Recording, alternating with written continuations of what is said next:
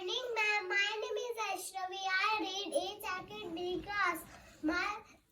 Today I tell a story. My story name is Two Cats and a Monkey. One day, there were two cats. They were good friends.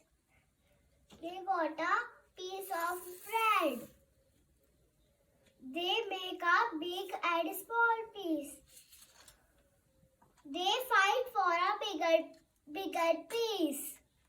At the same time, a monkey saw the fighting. A monkey said, "I share will equally." He bit the other bigger piece to make it equally. Again, he bit the other bigger piece to make it equally. Bit by bit, he ate whole bread. Went away happily. The poor cat lost the bread. Thank you, ma'am.